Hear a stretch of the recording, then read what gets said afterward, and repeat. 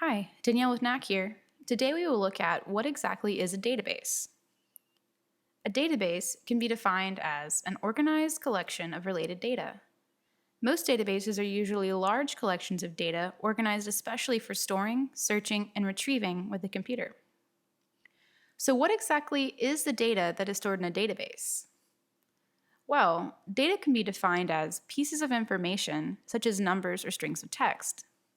For example, data can be numbers, like 987 or -1, as well as strings of text, like a paragraph or a name.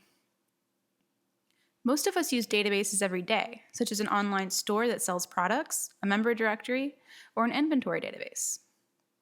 When you view the products on a website, you're using their database to search the data stored on the products.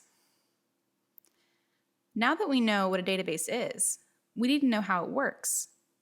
So, how exactly do databases organize all this data? Within a database, similar data is grouped together. You can think about this like different spreadsheets of information. They are often called tables in traditional databases, and in Knack we call these objects. For example, the database used for the online store will need multiple objects, one to hold information on the products, one to hold information on the customer, and one to hold information on the orders. So here we have three objects, each storing similar data. Let's look at one in more detail. In these objects of grouped information, each column specifies a field, which is a specific type of information in that record, and each row is an individual record. This data, like the numbers in text, can be pretty much anything. It's up to the database to define what each piece of data is by using a name, like price, and a type, like currency. In Knack, we call these fields. So for products from our online store, each row will be an individual product record. Then each column will specify the field.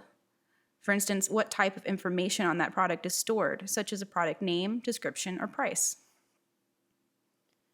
So we know how databases store information in groups by defining fields and storing records, but now this information needs to be able to work together.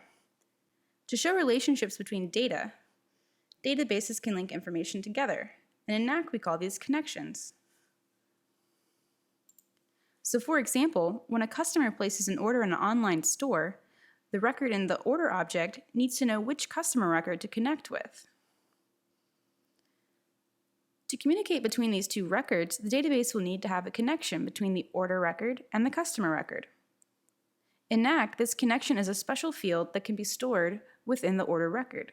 For example, the customer field in the order object connects to the customer object.